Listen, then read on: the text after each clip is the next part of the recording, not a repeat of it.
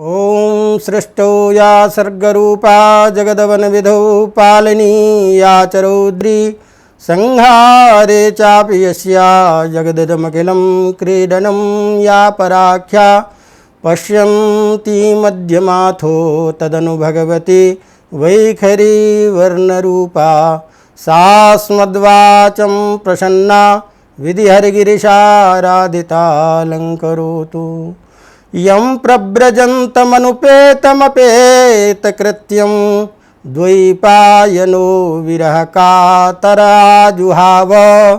पुत्रेति तन्मयतया तरवो विनेदुः तं सर्वभूतहृदयं मुनिमानतोऽस्मि सरस्वतीं च तां नौमि वागधिष्ठातृदेवतां देवत्वं प्रतिपद्यन्ते यदनुग्रहतो जनाः। आज आज़ादी के अमृत महोत्सव के अंतर्गत राजस्थान संस्कृत अकादमी एवं कला एवं संस्कृति विभाग द्वारा आयोजित इस कार्यक्रम में आप सभी का हार्दिक स्वागत है, अभिनंदन है। आज मैं इस चर्चा के अंतर्गत भगवान परशुराम के जन्म जयंती के विषय में आपके सामने उनके कुछ गुणानुवाद की चर्चा करूँगा। भगवान परशुराम कौन हैं, उनका व्यक्तित्व, उनका आदर्श, उनकी लोक व्यवहार की क्रियाएं हम सभी सनातन धर्म एवं भारतीय संस्कृति के संस्थापकों के लिए समस्त विश्व की कल्याण को बताने के लिए जो एक संदेशात्मक जो उनका स्वरूप है, उसके विषय में यथामति मैं आपके सामने में कुछ चर्चा करूंगा। जैसा कि आप सभी जानते हैं कि भगवान परशुराम के जन्म के विषय में हमारे पुराणों में प्रायः उनके व्यक्तित्व और कृतित्व को लेकर के जब हम चर्चा करते हैं तो प्रसिद्ध जितने भी पुराण हैं उन सभी पुराणों में भगवान परशुराम के चरित्र का और उनके कार्यों का वर्णन हमको देखने को मिलता है। स्कंद और भविष्य पुराण के आधार पर जब हम इनके जन्म दिनांक की बात करते हैं तो भगवान परशुराम का आविर्भाव भगवान विष्णु के अंशावतार के रूप में वैशाख शुक्ल पक्ष तृतीया तिथि को पुनर्वसु नक्षत्र में जो प्रदोष काल के समय में माना जाता है। विभिन्न पुराणों के अनुसार परशुराम भगवान राम के अंशावतार हैं। अन्य पुराणों के आधार पर साक्षात शिव स्वयं परशुराम के रूप में अवतरित हुए हैं। और प्रायः जो सर्व प्रसिद्ध जो सिद्धांत है उस सिद्धांत के अनुरूप जैसा कि श्रीमद् भागवत पुराण के अनुसार भगवान विष्णु के प्रसिद्ध 24 अवतारों में 16वें अवतार के रूप में भगवान परशुराम का आविर्भाव माना जाता है। भगवान परशुराम के आदर्श और उनके स्वरूप की चर्चा करने से पहले मैं कुछ निवेदन जरूर आप लोगों से करना चाहूँगा कि पुराण के मर्म को, उनके तत्व को, सिद्धांत को समझने के लिए हमें कुछ बातों पर ध्यान देना आवश्यक है जिनसे उनके स्वरूप और व्यक्तित्व का सही चित्रण हम कर सकें और समाज में उनको हम स्थापित कर सकें। ये बहुत आवश्यक है। तो इस दृष्टि से मैं इसलिए ये बात कहना चाहता हूँ कि जब हम जिस पुराण को आधार मान करके पढ़ते हैं, वहाँ पर उस पुराण के आधार पर तत्त देवताओं के चरित्र विशेष का हमें वर्णन मिलता है। भगवान विष्णु पुराण के आधार पर भगवान विष्णु के ही संपूर्ण स्वरूप का वर्णन, श्रीमद् भागवत में साक्षात भगवान कृष्ण को, इसी तरह से शिव पुराण में समस्त आधार के रूप में भगवान शिव को माना गया है, भगवान श्री राम को माना गया है। तो तत्त पुराणों में अलग अलग ईश्वर के स्वरूप को चित्रित किए जाने के कारण जब हम पुराण पढ़ते हैं और उन पुराणों के आधार पर विषय का विश्लेषण करते हैं तो जन सामान्य को थोड़ी समझने में और उस विषय के तारतम्य करने में कठिनाई होती है। इसीलिए यह स्पष्ट तरीके से इसको समझना अत्यंत दुष्कर होता है जब तक कि हम इस चीज़ को एक अच्छी तरह से न समझ लें। तो यदि संक्षेप में कहा जाए तो संपूर्ण जो स्वरूप है वो भगवान विष्णु का स्वरूप है। सैव नारायणो विष्णु, भगवान विश्वात्मा सर्वदेवमय, वही भगवान विष्णु जो हैं वो सर्वमय है, सभी देवमय है। इसीलिए भगवान के विषय में कहा जाता है, श्रीमद् भागवत श्रुति कहती है, वदन्ति तत्त्वविदस्तस्मै यज्ञानमद्वयम् ब्रह्मेति परमात्मेति भगवान इति शब्दते। ये भगवान हैं। तो इस भगवान के बारे में जो अलग अलग जो स्वरूप दिखाई देते हैं उसके विषय में पहले एक धारणा हमारे मन में ये बात आ जानी चाहिए कि ब्रह्माणं केशवं रुद्रं भेद भावेन मोहिताः पश्यन्तेकं न जानन्ति पाखंडोपहताः जनाः। जो भगवान विष्णु, शिव और राम आदि में भेद बुद्धि करके पुराण को देखते हैं और पढ़ते हैं, वो वास्तविक स्वरूप को नहीं जानते हैं और वो पाखंड से उपहित जो व्यक्ति है, जो वस्तु तत्व को नहीं जानते, उस रूप में उसकी व्याख्या करते हैं।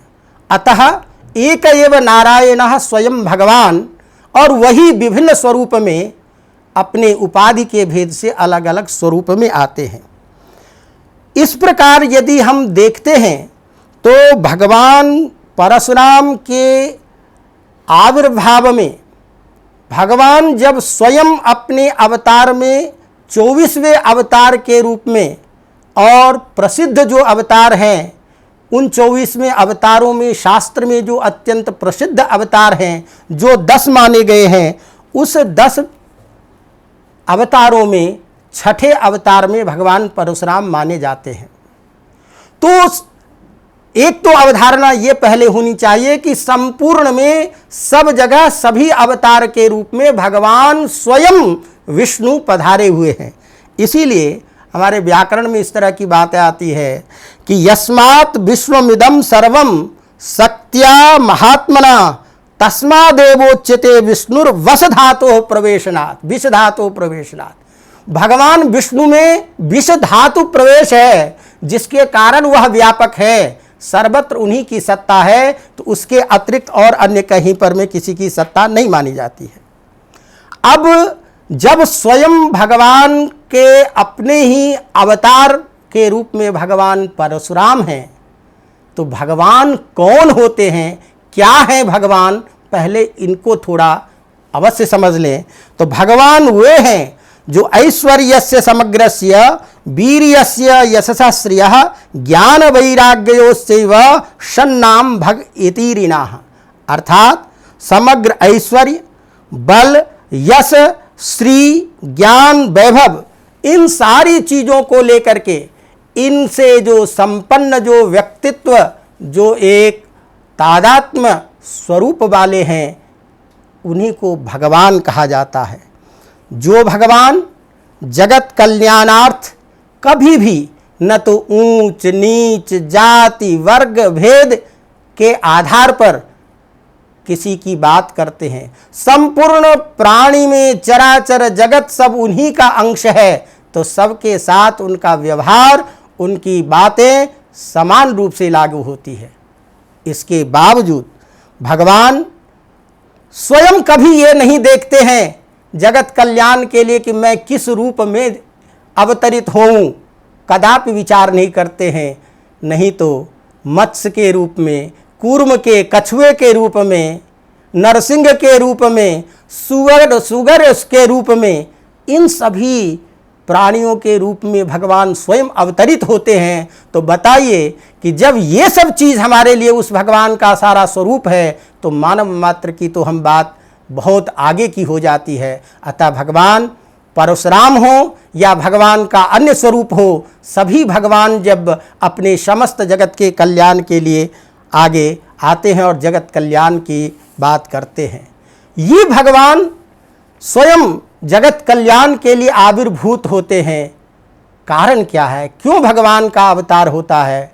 तो गीता के आधार पर आप सभी जानते हैं कि भगवान स्वयं कहते हैं, यदा यदा हि धर्मस्य ग्लानिर्भवति भारत अभ्युत्थानमधर्मस्य तदात्मानं सृजाम्यहम् परित्राणाय साधूनां विनाशाय च दुष्कृतां धर्म संस्थापनार्थाय संभवामि युगे युगे। भगवान की एक ही इच्छा रहती है कि साधुओं का, सज्जनों का परित्राण हो, दुष्ट आचरण करने वाले, आतंक को करने वाले, हिंसा को देने वाले, प्राणी मात्र को पीड़ित करने वाले को से मुक्त करने के लिए, उनको नष्ट करने के लिए और एक सुसभ्य भगवान की दिव्य मूर्ति की स्थापना करने के लिए, सामाजिक स्वरूप को बनाने के लिए भगवान अवतरित होते हैं।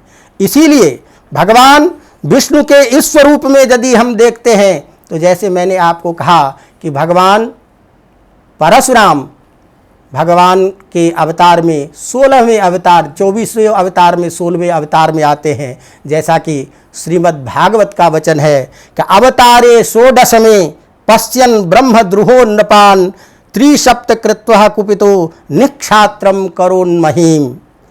उस 24 अवतार में भी प्राधान्यात दशैवावतारः शास्त्र प्रसिद्धाः, उन प्रसिद्ध अवतारों में भी जो प्रसिद्ध 10 अवतार हैं, जिसमें मत्स्यो कूर्मो वाराहश्च नृसिंहोऽथ वामनः रामो रामश्च कृष्णश्च बुद्धः कल्की च ते दशः। इन 10 अवतारों में छठे अवतार के रूप में भगवान परशुराम का जन्म है। अब भगवान परशुराम का आविर्भाव क्यों हुआ, उनका प्रयोजन क्या है, ये समाज को बताना आवश्यक होता है।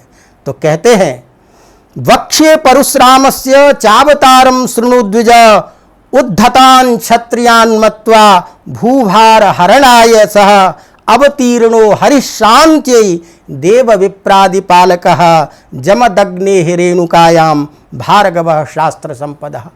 यहाँ हम विशेष चर्चा नहीं करेंगे उनके जन्म प्रसंग को लेकर के, उनके माता पिता को लेकर के, क्योंकि मेरा तात्पर्य यहाँ भगवान के परशुराम के उस आदर्श स्वरूप को आपके सामने रखना है, जिससे आज के समाज में उनके स्वरूप और उनके दिव्य विभूतियों की बात हो। तो जो भगवान परशुराम के जीवन को लेकर के, उनके चरित्र को लेकर के जो आजकल समाज में जो मान्यताएं प्रचलित हैं, वो कितनी धुंधली मान्यताएं हैं और उनको कितनी विपरीत रूप में लोग व्याख्यायित करते हैं आजकल के व्याख्याकार, ये समझने की जरूरत है। तो अवतीर्णो स्वयं हरि, स्वयं हरि भगवान विष्णु अवतरित होते हैं। क्यों अवतरित होते हैं? शांति, समाज में शांति की स्थापना करने के लिए। देव विप्रादि पालकाः, देव विप्र आदि जितने हमारे समाज के पीड़ित दुखी वर्ग हैं, उन सभी के उद्धार करने के लिए, लेकिन नाश किसको करने के लिए? उद्धतान, जो उद्धत हैं, जो सामाजिक मान्यताओं से भिन्न परस्पर अत्याचार हिंसाचार के द्वारा अपने बस में सबको करके आतंक फैलाते हैं, ऐसे जो दुष्ट हैं, उन दुष्ट के संहार मात्र ही परशुराम का प्रयोजन है। इसीलिए देवी भागवत का वचन है कि युगे चैकोन विंशेथ त्रेताख्ये भगवान हरि जमदग्नि सुतो जातो रामो नाम महाबलः क्षत्रियातंककरः श्रीमान सत्यवादी जितेन्द्रयः दत्वान् मेदनीं कृष्णां काश्यपाय महात्मने यो वै परशुरामाख्यो हरे अद्भुत कर्मणः अवतारस्तु राजेंद्र कथितः पापनाशनः। अर्थात भगवान परशुराम के उस स्वरूप का वर्णन, चिंतन, उनका ध्यान करने मात्र से समस्त पाप का नाश होता है। क्यों कि वह सत्यवादी, जितेंद्रिय, समाज में सत्य की स्थापना करने वाला और उस शास्त्र और शस्त्र दोनों के प्रतिपालक के रूप में उन दोनों के द्वारा समाज का संरक्षण ही भगवान परशुराम के अवतार का मुख्य प्रयोजन होता है। यह भगवान परशुराम है कौन? इसके बारे में कहते हैं, पुरतः चतुरो वेदाः पृष्ठतः ससरम धनु इदम ब्राह्मम इदम छात्रम शापादपि शरादपि। ये ऐसे ब्रह्म हैं, ब्रह्म का तेज, ब्रह्म से तात्पर्य है शास्त्र का तेज, वेद वेदांग पारगः, समस्त शास्त्रों के उद्धरता, समस्त शास्त्रों के पारंगत, जहां एक तरफ ब्रह्म के तेज से युक्त हैं, वही वल और वही पौरुष के आधार पर क्षत्रिय का जो धर्म है समाज की रक्षा करना, उस छात्र धर्म से भी रुख है। तो एक तरफ उस ब्रह्म के तेज से श्राप दे करके भी आतंक को, राक्षसों को मिटाने में समर्थ हैं, तो दूसरी तरफ अपने शस्त्र के बल पर भी उस समाज को उस अशांति से दूर करने में समर्थ है। इसीलिए मति, इनके बारे में कहा गया, मतिमान वेदविद वाग्मी शत्रुपक्ष क्षयंकरः जामदग्नेन रामेण सर्वास्त्र विदुषांबरः यो अयुध्यत महातेजा भार्ग्येन महात्मना। ये मतिमान हैं, सब कुछ को जानते हैं, वेदविद हैं, वाग्मी हैं, शत्रु पक्ष के हनन करने वाले हैं, सर्वशास्त्र सर्वास्त्र, सभी शास्त्रों को, सभी शस्त्रों को जानने वाले हैं। अब यही थोड़ा सा विचार करने का है कि जो स्वयं भगवान के रूप में हैं, जो समस्त शास्त्रों के ज्ञाता हैं, जो कर्तव्य के विचार करने में समर्थ हैं, वो केवल क्षत्रिय के हनन की जो बात समाज में प्रसिद्ध है कि क्षत्रियों को नष्ट कर दिए, इस तरह से क्षत्रिय विरोधी होने के रूप में जो उनकी उपस्थापना की जाती है, यह सर्वथा मेरे हिसाब से कहना सोचना गलत है। क्यों कि भाष्यकार भगवान स्वयं श्रीमद् भागवत में लिखते हैं, दुष्टान क्षत्रियान ब्रह्मद्विषानाम क्षत्रियानाम।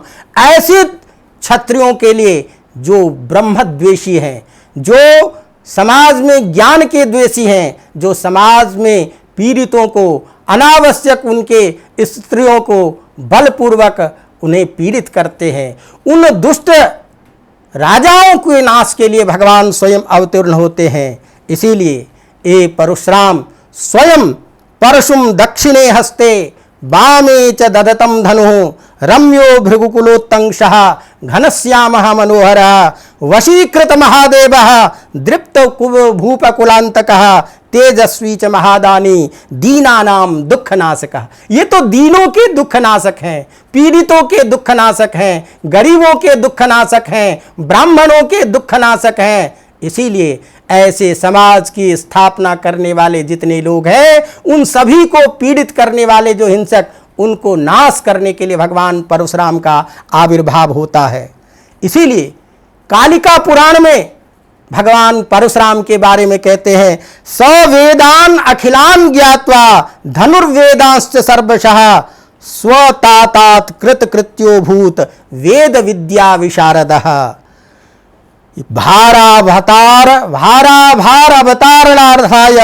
भारावतारणार्थाय जातः परशुनाशः सहजः परशुस्तस्य तम जहाति कदाचन।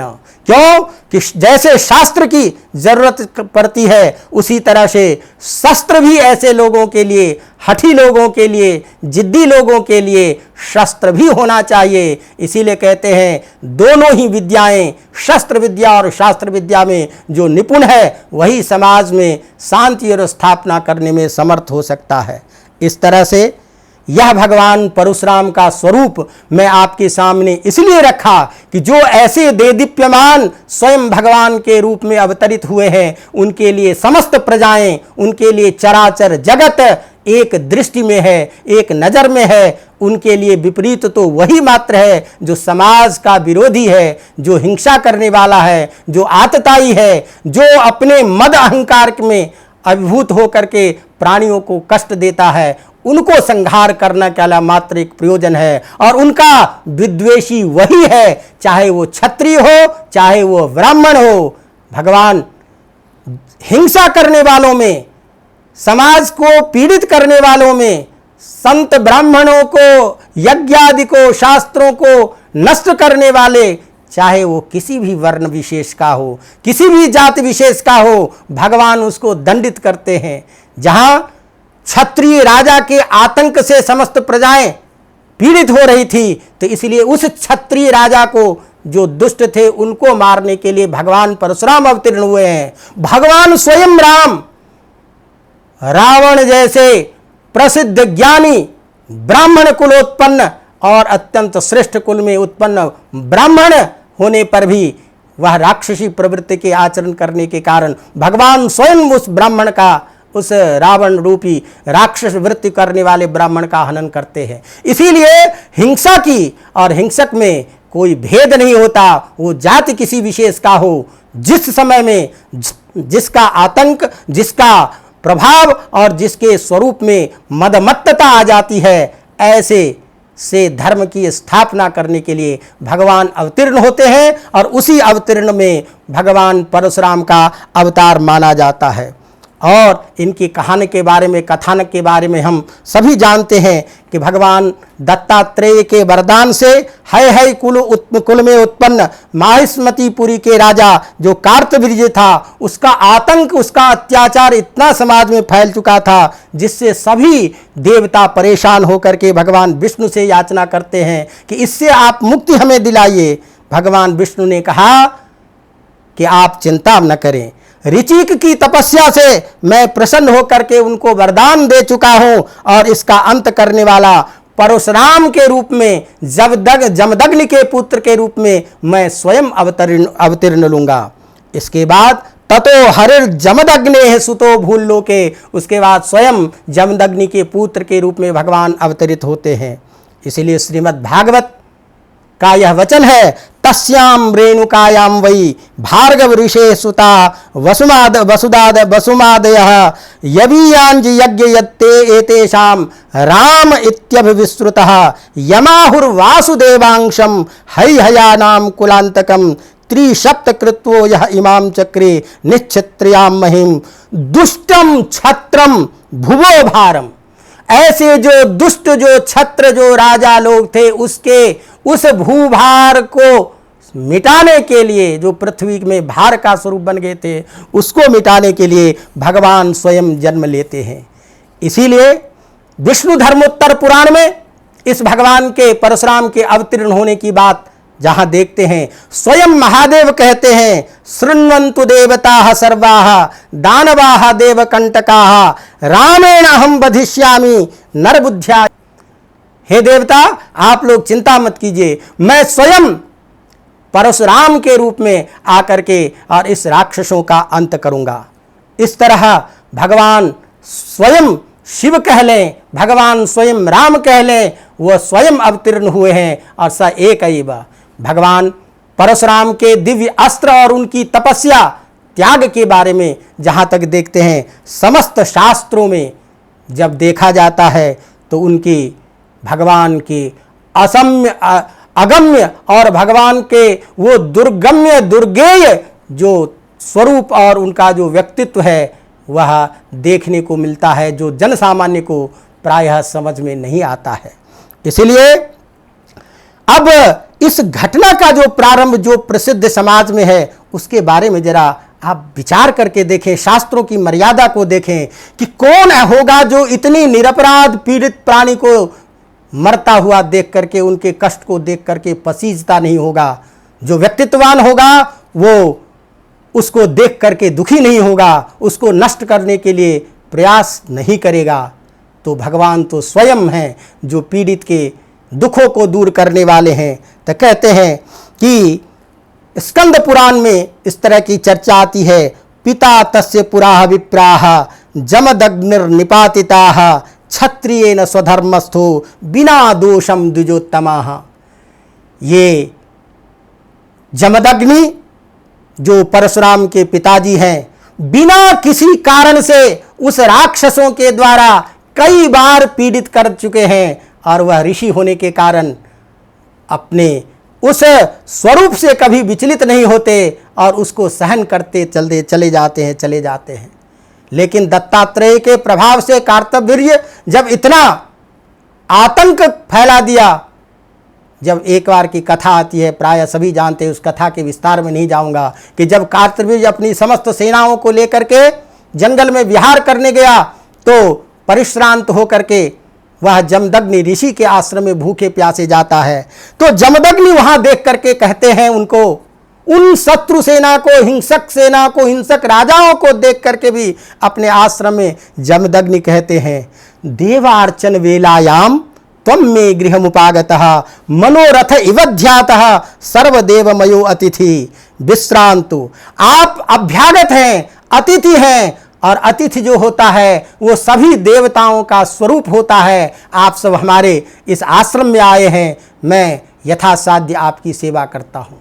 और समस्त सेनाओं के सहित उस आश्रम में उनको तृप्त किया जाता है। उस राक्षस को ये पता नहीं चलता, ये आश्चर्य लगता है कि ये कैसे हो रहा है, जो इस आश्रम में इतनी बड़ी सेनाओं को इतनी संतुष्ट किया जा रहा है, किसी चीज़ की समाप्ति ही नहीं हो रही है। कारण पूछता है तो वहाँ कामधेनु को देखता है, और कामधेनु को देख करके वह कामधेनु का हरण करना चाहता है। जमदग्नि से कहता है कि ये कामधेनु गाय मुझे दे दीजिए। जमदग्नि कहते हैं कि देखिए, अविक्रेया महाराजा सामान्यापि गौस्मृता। सामान्य जो गाय है, उस गाय का भी विक्रय करना, उस गाय को भी बेचना उचित नहीं है। किम पुनरीदृशी, और जहाँ ऐसी जो स्वयं कामधेनु है, जो होम की धेनु जो बाली जो ये गाय है, इस गाय के बारे में आप कैसे कह रहे हैं हमें देने के लिए। अंततः लेकिन वो राक्षस नहीं मानता है और उसे ले जाता है, जमदग्नि को मार देता है।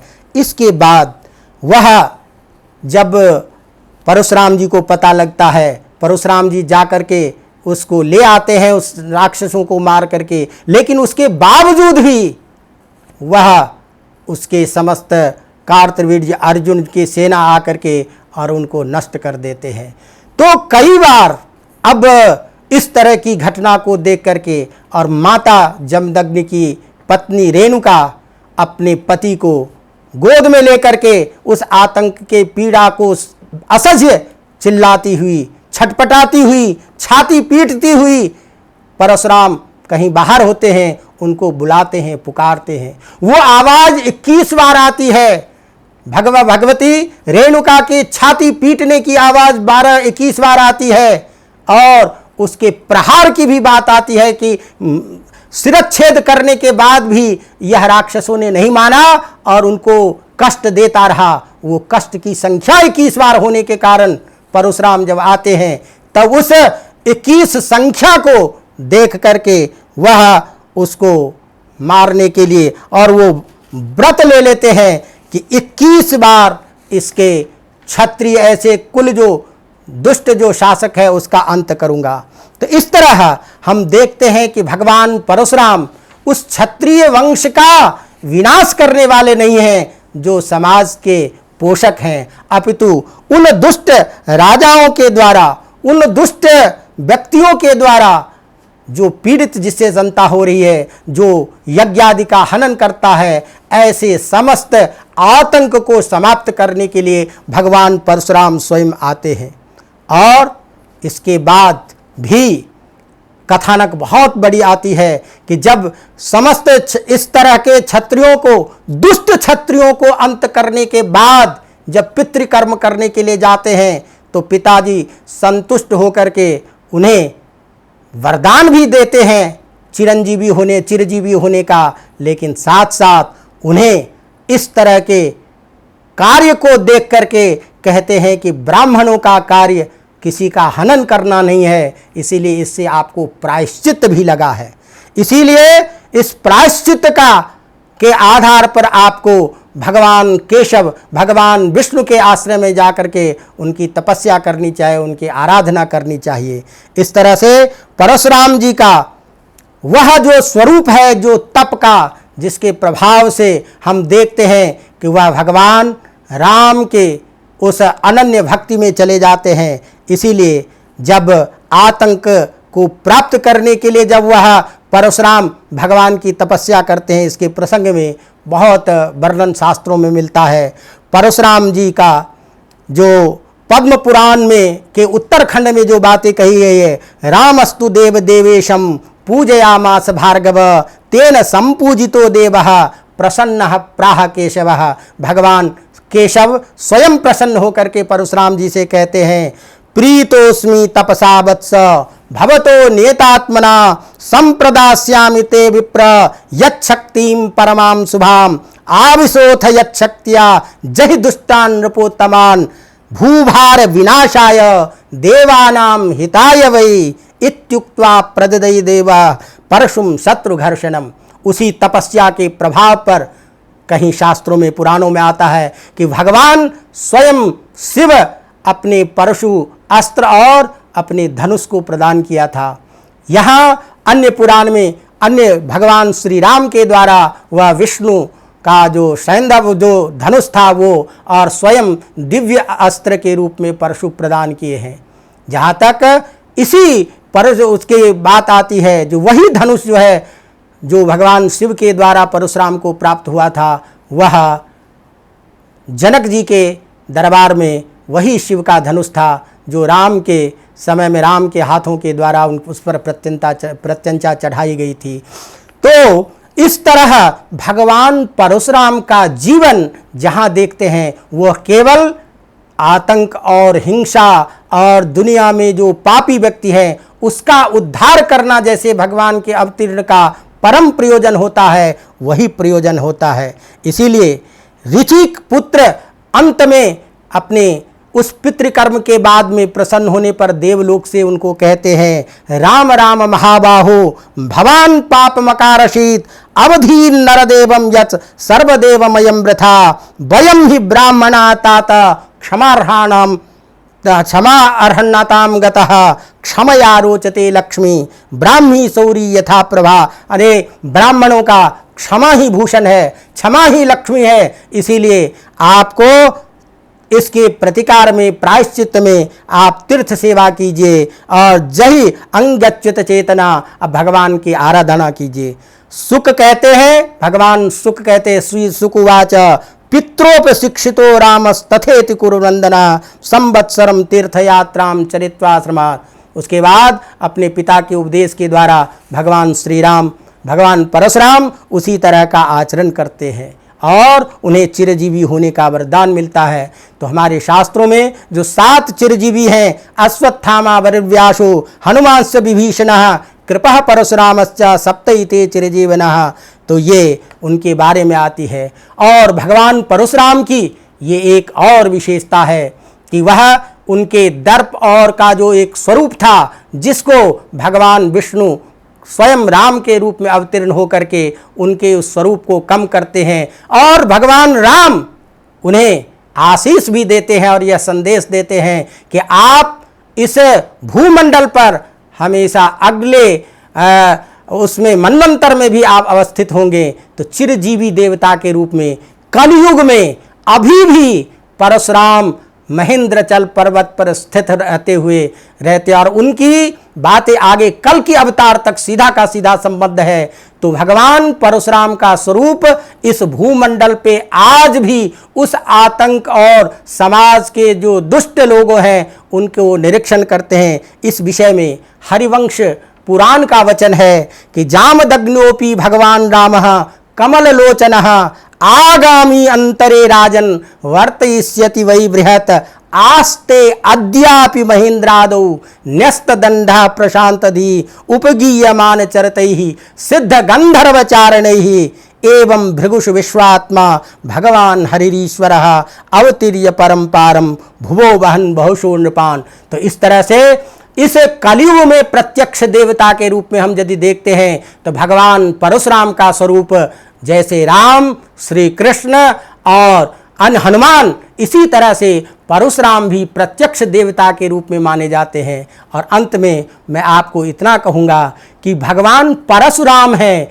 ये परशु है क्या चीज़, इसी को यदि समझ जाएं, क्योंकि परशु जो है वो किसी सज्जन का वध नहीं कर सकता है। परशु का अर्थ ही होता है परान शृणाति, परान शत्रुन दुष्टान शृणाति हिनस्ति या सा परशु। जो केवल दुष्ट का संहार करता है वो परशु है। जो भगवान का जो सुदर्शन चक्र है, जो भगवान शंकर का जो अस्त्र है, उसी चीज का बना हुआ वही चीज विश्वकर्मा के द्वारा बनाया हुआ है, जो केवल दुष्ट के अतिरिक्त किसी सज्जन का वध कर ही नहीं सकता। और उस परशु के साथ में जो रमन करते हैं, सएव परशुरामः त परशुना रमयति रमणम रामः त परशुना रमणम यस्य एवं भूता यम रामाय परशुरामः। तो ये जो भगवान परशुराम है, ये परशुराम रमण करते हैं। किस लिए रमण करते हैं, घूमते हैं कि जहाँ जहाँ अत्याचारी हो, जहाँ जहाँ दुष्ट हो, उनका यदि वो नहीं मानता है तो उसके लिए शस्त्र को भी प्रहार करके उसको नष्ट करना है। और वेद आदि शास्त्र पारंगत होने के कारण उस शास्त्र की मर्यादा, इस तरह से भगवान परशुराम का जो व्यक्तित्व है वह संपूर्ण प्राणी मात्र के लिए है, संपूर्ण जगत कल्याण के लिए है। और शस्त्र और शास्त्र दोनों विधाओं का एक समन्वित सीधा सीधा भगवान का प्रत्यक्ष स्वरूप है। इस भगवान परशुराम के इस जन्म अवसर पर, इनकी जन्म जयंती के उपलक्ष्य में यह जो कार्यक्रम है, इस कार्यक्रम में मैं भगवान परशुराम को प्रणाम करता हुआ आप सबको उनके अमोघ प्रभाव का जो मंगल जीवन है, उस जीवन को प्राप्त करने की कामना करता हूँ और अपनी वाणी को यहीं विराम देता हूँ। मैं पुनः आप सबको एक बार बहुत बहुत आभार और भगवान श्री राम के चरणों में, परशुराम के चरणों में अपना प्रणाम निवेदित करता हुआ वाणी को विराम देता हूँ। धन्यवाद।